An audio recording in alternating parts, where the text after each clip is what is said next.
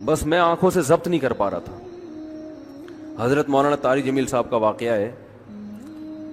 ایک شخص آیا مجھ سے ملنے کے لیے, خواجہ سرا ہے. میں تو پہلی دفعہ زندگی میں کوئی خواجہ سرا مجھ سے ملا.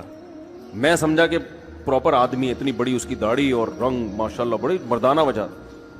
لیکن جب بات چیت کا انداز ہوتا ہے تھوڑا سا, وہ ایٹیٹیوڈ سے اندازہ ہو گیا کہ یہ مکمل مرد نہیں ہے. تو اس نے مجھے خود بتا دیا میں خواجہ سرا ہوں. میں نے کہا بھائی ہم سے ملنے کے لیے کیسے آئے آپ, اتنی بڑی داڑھی آپ کی. اس نے اپنا جو واقعہ سنایا نا, میں 3 دفعہ وہ پیدا ہوا تھا نا, تو میں خواجہ سرا تھا. گھر میں ایسا بچہ پیدا ہو جائے والدین کی طرف سے عزت نہیں ملتی. جب 10-12 سال کا ہوا تو نہ بھائی مجھے عزت دے رہا ہے اور نہ میرا والد مجھے عزت دے رہا ہے.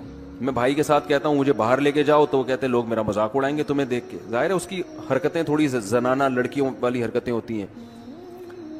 اور والد بھی کہیں محفلوں میں نہیں لے کے جا رہے, ایک مذاق اڑایا جاتا ہے. کہنے ایک دفعہ میں کہیں گزر رہا تھا تو یہ جو ہوتے ہیں نا خواجہ سراؤں کی پوری ایک جماعت تھی, انہوں نے مجھے پہچان لیا, دیکھا اتنا اچھا. اس وقت نہ اس کی داڑھی, اور یعنی اس میں خواتین والی ہی علامتیں تھیں زیادہ. تو انہوں نے مجھے کہہ رہے ہیں اتنی عزت دی, کھانا کھلایا اور اپنے گرو کے پاس لے کر گئے, اور گرو نے کہا کہ تم ہمارے ایجنٹ بن جاؤ, ہم تمہیں پھر اب ڈانس ماس کروائیں گے, آدھے تمہارے آدھے ہمارے, جو بھی اس کا سیٹ. کہہ رہے مجھے پہلی دفعہ کہیں عزت ملی. تو لیکن میرے ابا کو پتا چل گیا, تو ابا نے لا کے طبیعت سے کوٹ دیا, ٹھیک ہے نا, کہ دوبارہ ان میں نہیں بیٹھنا. ٹھیک ہے ہم نے توبہ کر لی, بھائی یہ برے لوگ ہیں, ڈانس ماس اچھی چیز نہیں ہے, ٹھیک ہے. تو اب کیا ہوا, کہتے ہیں کہ پھر جو ہے نا کچھ دنوں میں کہیں کسی سے جھگڑا میرا ہوا کسی بات پہ, تو اس نے انتقام لینے کے لیے شکایت لگا دی ابا کو کہ یہ دوبارہ ان کے پاس گیا, حالانکہ وہ جھوٹی شکایت تھی. اب ابا کو لگا کہ یہ صحیح کہہ رہا ہے جس نے شکایت لگائی ہے, کیونکہ شبہ تو تھا نا ابا کو دوبارہ جائے گا. ابا نے پھر مارا. تو کہہ رہے میں بول رہا ہوں کہ میں نے یہ کام نہیں کیا, میں نہیں جا رہا ان کے پاس, میں نہ ناچ گانا سیکھ رہا ہوں, کچھ بھی نہیں. لیکن ابا نے اس کی باتوں میں آ کے انکوائری نہیں کی ہوگی پوری, وہ سمجھے ہوں گے کہ بھئی ایسا ہی ہے, تو ابا نے پھر کٹائی لگائی.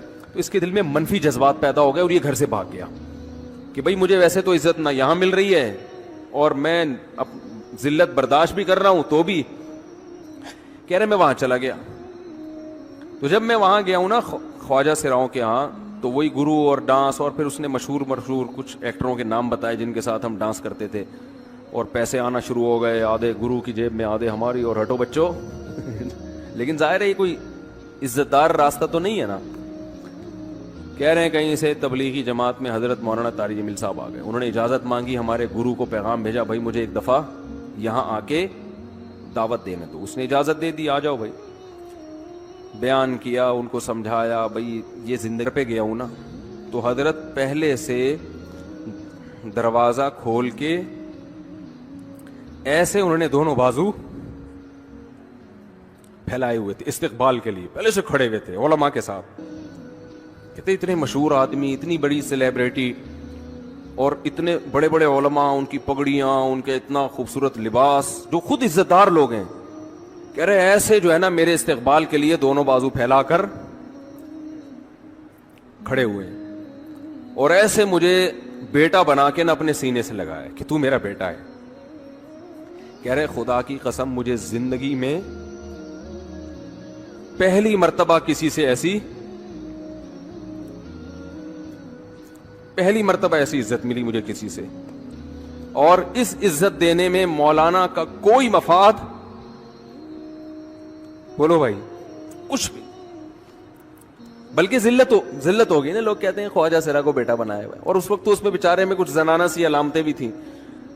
تو خواجہ سرا کو کیا دے رہے ہیں, عزت دے رہے ہیں. کیا کسی تاجر پہ محنت کرو تو تھوڑا چندہ دے دے گا مدرسے, وہ ایسا ہی ہے نا.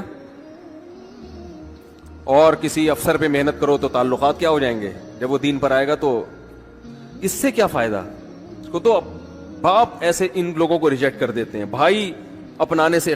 کہہ رہے مجھے یہ اپنا رہے ہیں, ایسے سینے سے لگایا انہوں نے, اور مجھے سہروزے کی جماعت میں اپنے ساتھ لے کر گئے, کھلاتے تھے, بڑا خیال رکھوایا میرا. کہہ رہے اس کے بعد پھر میں نے گرو سے اجازت لی. وہ گرو چھوڑتے تھوڑی, ان کو پیسے ویسے دیے, جان چھڑائی نا, وہ بھی غلامی کی طرح نکلنا پڑتا ہے. پیسے دیے پتہ نہیں کتنے لاکھ یا کتنے ہزار روپے, وہاں سے پھر نکل کے 4 مہینے اس میں بھی خیال کیا. تو پھر تبلیغ کے بزرگوں سے ملا, پھر انہوں نے پورا مجھے بتایا کہ بھائی تم یہ علاج کرو تاکہ تمہارے اندر یہ زنانہ علامتیں ختم ہو. تو وہ علاج کر رہا تھا ماشاءاللہ, انجیکشن لگے, انجیکشن میں ڈاکٹروں کی بھی مدد کروائی. یہ ایسی لگایا جاتا ہے. ایک اسٹائل ہے لالو کھیت کا, تھپڑ لگانے کے بعد سوچتا ہے آدمی کہ اس کا ری ایکشن کیا ہوگا. تو مشرک کیا کرتا ہے, الفاظ کے بکھیڑوں میں الجھاتا ہے. آپ یہ آج کل یہ منجن بہت بک رہا ہے, بہت زیادہ بک رہا ہے یہ منجن.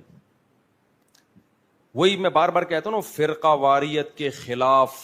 میں کس کے خلاف ہوں؟ فرقہ واریت کے خلاف. لوگ کہتے ہیں ویل ڈن, یہ بندہ ہے نہ حنفی ہے نہ شافی ہے نہ دیوبندی ہے نہ بریلوی ہے نہ شیعہ ہے نہ سنی ہے, واہ واہ. کام کیا ہو رہا ہے؟ نیا فرقہ لانچ. بجائے اتنے ساروں کو ختم کرنے کے ایک نیا مارکیٹ میں آ رہا ہے. لوگ کام نہیں دیکھ رہے, لوگ کیا دیکھ رہے ہیں؟ لیبل دیکھ رہے ہیں. تو بھائی ہم تو یہی چیخ چیخ کے تھک گئے, اللہ کے بندو لیبل مت دیکھو, کام دیکھو. دیکھو تبلیغ والے فرقہ واریت کے خلاف ہیں, کام سے پتہ چلتا ہے خلاف ہیں. تبلیغ والے یہ کر سکتے تھے, ایک رائمنڈ میں اجتماع کرتے, ہمارا کوئی فرقہ نہیں ہے, حنفی بھی غلط, شافی بھی غلط, مالکیہ بھی غلط, حنبلی بھی غلط, دیوبندی بھی بول لو نا یار غلط, بریلوی بھی غلط, شیعہ بھی غلط, سنی بھی غلط, اہل حدیث بھی غلط. حاجی عبد الوہاب صاحب رحمۃ اللہ سے پوچھتے, حضرت صحیح کون ہے؟ صحیح صرف ہم, کیونکہ ہمارا کوئی فرقہ نہیں ہے. سمجھ میں نہیں آ رہی بات؟ پھر اس جماعت میں جب کوئی آتا, پھر حاجی عبد الوہاب صاحب کی قرآن و حدیث کی روشنی میں اپنی ایک نئی نماز آتی مارکیٹ میں. ٹھیک ہے نا, سمجھ رہے ہو؟ جو نہ حنفیوں سے میچ کر رہی ہوتی نہ شافیوں سے میچ کر رہی ہوتی. کچھ نئے مسائل آتے جو پوری امت سے الگ ہوتے, کیونکہ پوری امت تو گھاس کھا رہی تھی اب تک. آپ فرقہ واریت کے خلاف. پھر جب کہتے حضرت یہ تو ابو حنیفہ بھی اس کے قائل نہیں ہے, آپ کوئی نیا مسئلہ مارکیٹ میں لے کر آئے ہیں, یہ تو اجماع امت کے خلاف ہے. وہ کہتے ہیں میں کسی کو نہیں مانتا, میں صرف قرآن کو اور حدیث کو مانتا ہوں, اور سہروزے کی جو جماعتیں میں نکالوں گا ان جماعتوں میں یہی سکھایا جائے گا کہ صرف قرآن حدیث, اور قرآن حدیث کا مطلب یہ ہوگا کہ باقی سارے کیا ہیں؟ غلط. قرآن حدیث کو تو سب مانتے ہیں, لیکن قرآن حدیث کو اس طرح سے ماننا کہ باقی سب کو کیا کر دینا, کہ باقی سب گھاس کھا رہے تھے, وہ تورات انجیل پر عمل کر رہے تھے, ہم کیا کر رہے ہیں؟ ہم ہیں جو قرآن و حدیث کو لے کر آئے. تو تبلیغی جماعت سے بڑا فرقہ پھر دنیا میں نہیں ہوتا. پھر حاجی عبد الوہاب صاحب سے جب اختلاف